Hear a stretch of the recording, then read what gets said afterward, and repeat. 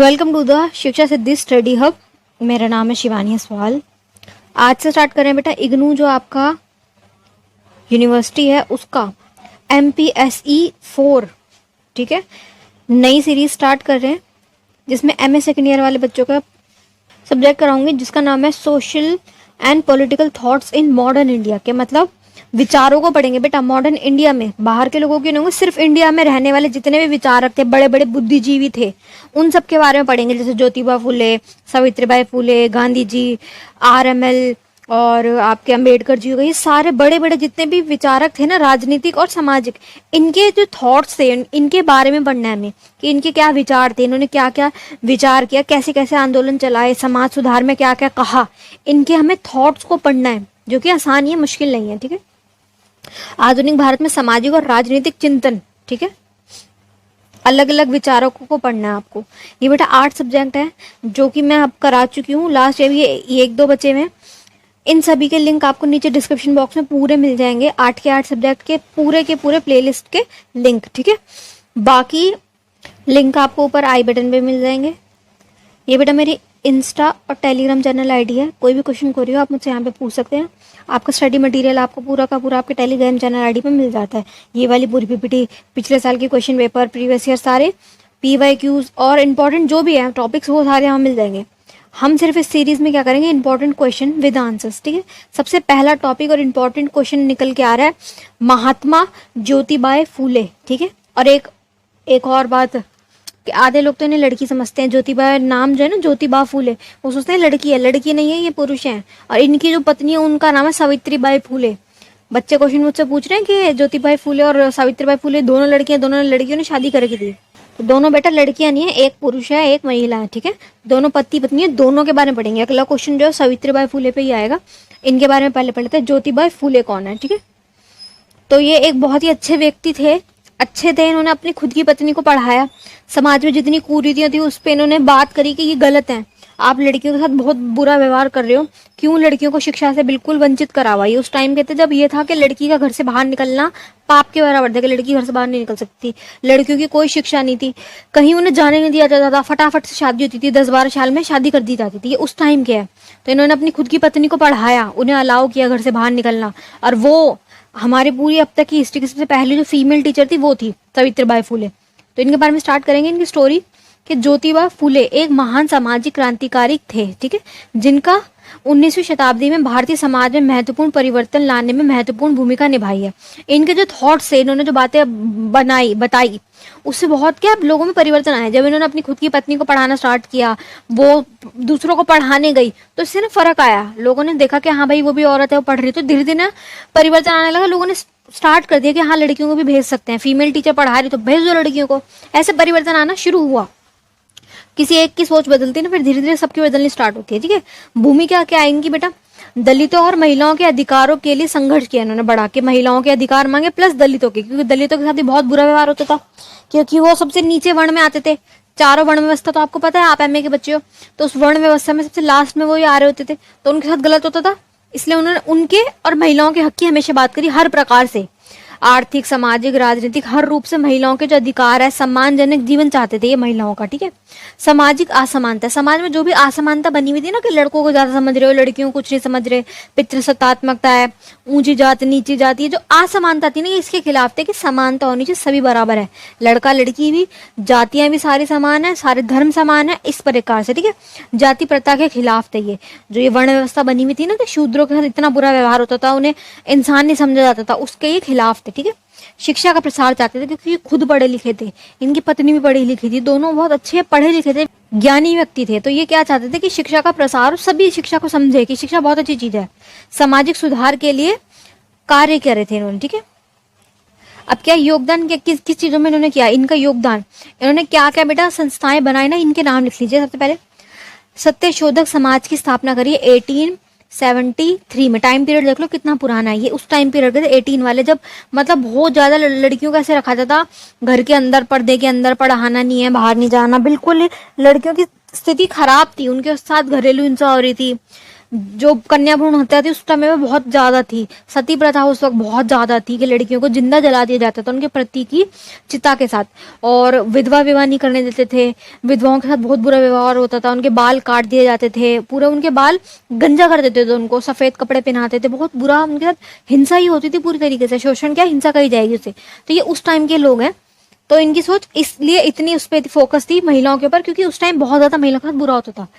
महिला शिक्षा के लिए कार्य करे इन्होंने, दलितों के अधिकार के लिए संघर्ष करे, जाति प्रथा के खिलाफ कार्य करे, सामाजिक न्याय चाहते थे, समानता चाहते थे कि सब लोगों को बराबर से ट्रीट किया जाए, सब क्या हो जाए, इक्वल हो जाए, और न्याय और समानता चाहते थे कि सब इक्वल हो। न्याय देखो बेटा तब होगा जब लड़की और लड़के को बराबर का दर्जा दिया जा रहा हो, शादीशुदा महिला और विधवा महिला को बराबर का दर्जा दिया जा रहा हो, पंडित के बच्चे को और दलित के बच्चे को बराबर का दर्जा दिया जा रहा हो, तब होगा न्यायपूर्ण समाज के सभी को बराबर का दर्जा है, सबको कोई भी काम करने का अधिकार है। ऐसा नहीं कि अगर दलित का बच्चा तो बेचारा वो गटर ही साफ करेगा, वो सिर्फ और सिर्फ क्लीनिंग का काम करेगा, सबकी सेवा का काम करेगा।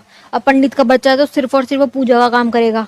गलत बात है ना। समाज में न्याय तभी होगा कि सब बराबर का सबका अधिकार हो, इक्वल, सबको सारे अवसर बराबर के दिए जाए, चाहे वो लड़की हो चाहे लड़का हो, चाहे किसी भी जाति प्रजाति का कुछ भी हो। ठीक है, तो ये चाहते थे।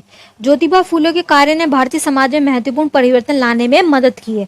उन्होंने एक महान सामाजिक क्रांतिकारी के रूप में याद किया जाता है, क्योंकि देखो बेटा उस समय जब पूरा का पूरा समाज एक बात कह रहा है कि लड़कियों को ऐसे ही रखना होगा, और आधा क्या कि दलित वालों को ऐसे रखना होगा, पिछड़ी जाति वालों के साथ ऐसा व्यवहार होगा, जब पूरा समाज एक ही बात कह रहा हो ना, और कोई एक बंदा उठ के आए बोले नहीं तुम गलत कह रहे हो, तो ये बहुत बड़ी बात है। लोग बॉयकॉट कर देते हैं, बात करना पसंद नहीं करते, बिल्कुल समाज से जाती थी उसे बॉयकॉट कर दिया जाता है, लोग बात करना पसंद नहीं करते कि ये हमारे खिलाफ कैसे जा रहा है। ठीक है, तो इसलिए किसी ऐसे व्यक्ति का इस समय आना, जब सबकी ही सोच इस तरीके से चल रही थी, तो ये बहुत बड़ी बात है। इसलिए इनको क्रांतिकारी समाज सुधारक की दृष्टि से देखा जाएगा, क्रांतिकारी थे ये एक तरीके से। ठीक है, ज्योतिबा फुले ने समाज सुधार में निम्नलिखित कार्य करे और लोगों को जागरूक किया। उन्होंने क्या, लोगों की सोच बदली, बताया कि आप लोग गलत हो, मैं गलत नहीं हूँ, आप लोग गलत हो। सत्यशोधक समाज की स्थापना 1873 में कर दी। ज्योतिबा फुले ने सत्यशोधक समाज की स्थापना की, जिसका उद्देश्य था समाज में व्याप्त असमानता और जाति प्रथा को खत्म करना। ठीक है, ये एक संस्था इन्होंने स्टार्ट कर दी, इसका नाम लिख लीजिए, इसकी डेट लिख लीजिए। महिला शिक्षा पे इन्होंने पूरी तरीके से जोर दिया।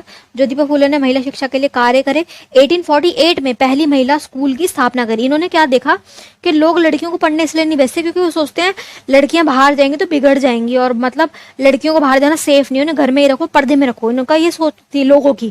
तो उन्होंने सोचा कि अगर एक ऐसा स्कूल बना दिया जाए तो जहाँ सिर्फ लड़कियां आए और लड़कियां ही पढ़ाएं, फीमेल टीचर हो और सारी लड़कियां ही लड़कियां हो, तो लोग अपने बच्चे लड़कियों को ना घर से बाहर भेज देंगे, क्योंकि उन्हें लगेगा कि क्या ही बिगड़ेगी, गर्ल्स ही तो स्कूल है, लड़की क्या बिगड़ेगी गर्ल्स के साथ बैठ के, और टीचर भी लड़की है, फीमेल टीचर है। तो इन सब तरीकों से ना लोगों को ना सोच को बदलने का पूरा पूरा प्रयास किया गया, और लोगों की सोच बदली भी, क्योंकि लोगों को गर्ल्स स्कूल में लड़कियों को भेजने में आपत्ति नहीं थी। पहले स्कूल लड़कों के थे, वहां लड़कियां भेजी नहीं जाती थी, तो उन्होंने स्कूल ही ऐसा बना दिया जो सिर्फ और सिर्फ गर्ल्स का होगा, गर्ल्स स्कूल। तो इससे फर्क पड़ा। दलितों के अधिकार के लिए ज्योतिबा फुले ने दलितों के अधिकार के लिए संघर्ष किए, उनके समाज में समानता और अधिकार, मतलब हर प्रकार के अधिकार जो है हम उनकी बात करी। जाति प्रथा के विरोधी थे ये। इन्होंने क्या है, जाति प्रथा जो वर्ण व्यवस्था थी उसके विरोध के लिए बात करी, और लोगों को इसके नुकसान के बारे में बताया कि तुम जो ये कर रहे हो ना, कि एक तबके को ऐसे काट रहे हो, इससे सबका ही नुकसान है, सिर्फ उसका नहीं, सबका ही नुकसान है। जब पूरा समाज बराबरी से काम करता है तभी तो विकास होता है। सब बराबर से काम करेंगे, आगे की तरफ बढ़ेंगे, तब होगा एक संपूर्ण विकास। लोगों को ऐसे करना गलत है। ठीक है, आप आइए, सामाजिक न्याय की बात करते थे, जिसमें क्या था, इन्होंने क्या बोला कि न्याय के कार्य के लिए काम करें, लोगों को समानता और अधिकार की बात करी। ठीक है, ये इनके मेन थॉट्स थे। शिक्षा का प्रसार, शिक्षा को बढ़ावा दिए। शिक्षा बहुत अच्छी चीज है, लड़कियों को भी और लड़कों को भी, सबको पढ़ाओ लोगों को। ठीक है, सामाजिक सुधार के सम्मेलन, जो भी गलत गलत रीतियां थी, रीति रिवाज थे, लड़कियों को मारना वगैरह और सती प्रथा वगैरह, हर प्रकार की जो कुरीतियां थी उनके खिलाफ बोला उन्होंने। ज्योतिबा फुले ने सामाजिक सुधार सम्मेलन में आयोजित किए। बहुत सारे समाज सुधार आंदोलन जो होते ना, आयोजन होते जो बड़े बड़े, जैसे मीटिंग होती है, कॉन्फ्रेंस मीटिंग वगैरह, वैसे इन्होंने स्टार्ट करी कि लोग आएंगे तो समझेंगे, बात सुनेंगे, समझेंगे, इससे प्रसार होगा कि हाँ भाई ऐसा भी रहा जा सकता है, अच्छे तरीके से भी लोग रह सकते हैं। लोगों को सामाजिक सुधार का महत्व पर जागरूकता बताया कि तुम अगर अपनी लड़की को भी पढ़ाते हो तो वो भी कामयाब हो पाएगी, वो भी पैसा कमाएगी, तुम्हारे ही काम आएगा। लड़का भी अगर पैसे कमाता है तो तुम्हारे को देगा, अगर लड़की भी कमाती तो इसमें दिक्कत क्या है। लड़की अपने पैरों पे खड़ी होगी तो सारी जिंदगी भर वो सेल्फ डिपेंडेंट होगी, किसी पे निर्भर नहीं होगी। है ना। तो ये सब बातें इन्होंने समझानी बतानी शुरू करी, जिससे लोग क्या है इफेक्ट होंगे। लोग जब सुनेंगे ना कि एक सकारात्मक तथ्य भी है, एक ऐसी भी दिशा है जहाँ लड़कियों को अच्छा जीवन दिया जा सकता है, तो लोग समझेंगे। ठीक है। ज्योतिबा फूले ने इन कार्यों में समाज में महत्वपूर्ण परिवर्तन लाने में मदद की। उन्होंने एक महान सामाजिक क्रांतिकारी के रूप में देखा जाता। ठीक है, ये सारी मेन पॉइंट्स है, मेन बातें। नेक्स्ट क्वेश्चन आ रहा है आपका बेटा, सेकंड क्वेश्चन करेंगे स्वामी विवेकानंद जी के ऊपर। ठीक है, बहुत बड़े विचारक थे, बहुत स्वामी टाइप से, मतलब होता ना लोग पूजा करते हैं, ऐसे थे एक तरीके से। Everything is easy when you are busy, कि अगर तुम काम में व्यस्त हो ना तो सब ठीक हो जाएगा काम, but nothing is easy when you are lazy, अगर तुम्हारा मन ही नहीं है ना, तुम लेजी हो, तुम आलसी हो, तो हर काम मुश्किल है बेटा। तो ये ऐसे विचारक थे जो ऐसी बातें बताते थे कि क्या क्या चीजें हैं समाज की, तो इन्होंने बताई, बाकी जीवन का ज्ञान भी इन्होंने दिया, बहुत अच्छी बातें इन्होंने बोली हैं। ठीक है, तो इनके बारे में पढ़ेंगे कि इनके क्या विचार थे, समाज के सुधार में इन्होंने क्या क्या चीजें करी, वो देखेंगे। ठीक है, स्वामी विवेकानंद के विचार सामाजिक परिवर्तन पर केंद्रित थे। ये समाज में परिवर्तन चाहते थे कि जो हमारा समाज है ना बड़ा गलत चल रहा है, यहाँ पे समानता नहीं है, न्यायपूर्ण समाज नहीं है, लड़कियों के साथ भेदभाव किया जाता है और पूरा सिस्टम ही खराब है। तो ये इसको परिवर्तन चाहते थे, समानता चाहते थे, सामाजिक न्याय चाहते थे, जाति व्यवस्था वर्ण व्यवस्था ये सब गलत था, इसको खत्म करके न्याय चाहते थे। उनके अनुसार शिक्षा ही समाज में बदलाव के लिए महत्वपूर्ण साधन है। इन्होंने बोला कि अगर कोई चीज समाज को ठीक कर सकती है ना, शिक्षा है। शिक्षा से क्या होता है बेटा, जो पढ़ते हैं ना उनका ब्रेन डेवलप होता है, वो अच्छी चीजें समझते हैं, नई चीजें समझते हैं। एक अनपढ़ व्यक्ति को बैठा दो और एक पढ़े लिखे व्यक्ति को बता दो, जमीन आसमान का अंदर होगा दोनों में। पढ़ाई इतनी अच्छी चीज है, पढ़े लिखे लोग इतने तमीजदार होते हैं, इतने एटिकेट वाले होते हैं, इतने अच्छे होते हैं और इतने बहुत बहुत बड़े ये हम्बल होते हैं, अच्छे होते हैं। एक आधा ही होगा जो पढ़ा लिख के भी घमंड दिखाना नहीं, पर जो सच में पढ़े लिखे लोग होते हैं ना काफी अच्छे होते हैं, क्योंकि वो दुनिया जगत को पढ़ते हैं, इतनी सारी चीजें पढ़ लेते हैं, उन्हें पढ़ना आता है, वो किताबें पढ़ते हैं, इतने अच्छी उनकी सोच हो जाती है। पर जो अनपढ़ व्यक्ति होते हैं ना वो बड़े ही कठोर किस्म के, अच्छे नहीं होते, पुराने रीति रिवाज जो माने हुए जो सुने हुए उसी को फॉलो करते हैं। किसी ने बोला कि सती प्रथा ठीक है, ये बड़ी अच्छी चीज होती है, उन्होंने मान लिया। भाई रीजन भी तो होना चाहिए उसके पीछे कुछ। लड़की का अगर पति मर गया तो इसमें लड़की की क्या गलती है, लड़की को क्यों जला रहे हो? एक तो पहले दुखी है तुम, उसे और जिंदा को जला रहे हो, है ना, मरे हुए को और मारने वाली बात हो गई। तो ये सब चीजें जो गलत थी ना, ये सब चीजें परिवर्तन समाज में शिक्षा से ही आ सकता था। पढ़े लिखे व्यक्ति हर चीज को लॉजिकली सोचते हैं, उनके सोचने का तरीका बदल जाता है, लॉजिकल थिंकिंग हो जाती है। ढकियानुसी जो बातें होती है, पुरानी कुरीति है, जो पुराने रीति रिवाज है, उस पर वो विश्वास नहीं करते। वो सोचते कि भाई इस बात का लॉजिक क्या है, अगर लड़की के प्रति की मृत्यु हो गई तो लड़की को जलाने से फायदा क्या होगा, मिलेगा क्या, क्या मिल रहा है इसको करके। तो ये सब चीजें देखो पढ़ाई से ही ठीक हो सकती है। सामाजिक परिवर्तन के लिए स्वामी विवेकानंद के विचार क्या है, शिक्षा का महत्व। पढ़ाई बहुत इंपॉर्टेंट चीज है। स्वामी विवेकानंद जी ने शिक्षा के समाज को बदलने के लिए एक महत्वपूर्ण साधन बनाना, कि अगर पढ़ते हैं लोग तो बहुत अच्छा ही फर्क आएगा, सबसे ज्यादा बदलाव पढ़ाई से ही लाया जा सकता है। उनका मानना था कि शिक्षा समाज में ही सच्चे अर्थों में साक्षर समाज हो सकता है। ठीक है, समानता और सामाजिक न्याय चाहते थे बेटा सबको बराबरी का दर्जा दिया जाए। ठीक है, स्वामी विवेकानंद समानता और सामाजिक न्याय चाहते थे। न्याय क्या होता है बेटा, सबको बराबरी का अधिकार जब दे दिया जाए तो क्या होगा, न्यायपूर्ण समाज हो जाएगा। सब हंसी खुशी अपना घर परिवार चलाएंगे, काम करेंगे, सभी को बराबर के अवसर दिए जाएंगे, तो क्या होगा, न्यायपूर्ण समाज कहलाएगा वो। ठीक है, उनका मानना था कि समाज में हर व्यक्ति को सम्मान, अधिकार और अवसर मिलने चाहिए, चाहे वो किसी भी जाति का हो, चाहे वो किसी भी जेंडर का हो, चाहे वो कोई भी हो, बराबरी का दर्जा दिया जाना चाहिए। इन्होंने ये बोला। अवसर जो है ना, काम करने के, राजनीतिक अवसर, समाज में रहने के अवसर सभी को इक्वल देने चाहिए। ठीक है, आत्मविश्वास और स्वयं बल की बात करिए। आत्मविश्वास क्या होता है बेटा, आपका बिलीफ सिस्टम, जो आपकी एक सेल्फ होती है ना पावर, विल पावर, आत्मविश्वास प्लस स्वयं बल, अपने अपने कंट्रोल होना चाहिए कि कैसे आपको कंट्रोल करना है। ठीक है, कि मन तो देखो करेगा कि नहीं पढ़ना, पढ़ाई मत करो, बाहर घूमने चलो, घूमने चलते हैं, लॉन्च चलते हैं, क्लब जा रहे हैं, पार्टीज कर रहे हैं, पैसे वेस्ट कर रहे हैं, पर आपको ना अपने ऊपर कंट्रोल होना चाहिए कि नहीं ये कर लो पार्टी, 7 में से 1 दिन पार्टी की जा सकती है, लेकिन जो बचे हुए 6 दिन है ना उसमें आपको पढ़ाई करनी है। क्योंकि देखो सरकारी नौकरी जो लगेगी वो सब पढ़ाई से लगेगी, घूमने फिरने से तो लगने वाली नहीं। तो ये कंट्रोल हर क्षेत्र में चाहिए, चाहे आप पढ़ाई अगर कर रहे हो उसमें कर लो, कोई काम कर रहे हो उसमें, कुछ भी आप अगर करना चाह रहे हो तो आपको देखो सेल्फ कंट्रोल तो चाहिए ही। क्योंकि जिन लोगों को सेल्फ कंट्रोल नहीं होता ना फिर वो बर्बाद हैं, उनसे कंट्रोल नहीं होता, वो नशे में जाते हैं, वो बेहिसाब वाला नशा करते हैं, काम भी नहीं कर पाते क्योंकि कंट्रोल ही नहीं है, सो रहे तो सोते ही जा रहे हैं। तो ये कि अपनी बॉडी पे ना वो कंट्रोल होना चाहिए कि अगर ये वाला काम करना है तो इतने समय तक करना है। हाँ वो काम मुश्किल है बट करना है, ठीक है। तो स्वामी विवेकानंद ने ना आत्मविश्वास पे बात करी कि आपको खुद के ऊपर विश्वास होना चाहिए कि हाँ मैं ये काम कर सकती हूँ, मेरा बिलीव है, मैं मान रही हूँ कि हाँ मैं ये कर सकती हूँ।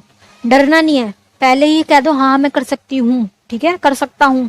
लड़के जो देख रहे हैं सब्सक्राइबर मेरे, उनके लिए स्वावलंबन, ठीक है, ठीक है। इसमें क्या होता है बेटा कि खुद पे इंडिपेंडेंट रहो, ठीक है, खुद पे कंट्रोल रखो, खुद पे इंडिपेंडेंट रहो, किसी और पे आप डिपेंडेंट ना हो। पर जोर दिया, उनका मानना था व्यक्ति को अपने बल पर खड़ा होना चाहिए, अपने पैरों पे खड़े हो, बोलते हैं ना अपने पैरों पे खड़े हो, इसका मतलब क्या होता है आप पैसा कमाओ, किसी और पे डिपेंडेंट मत रहो।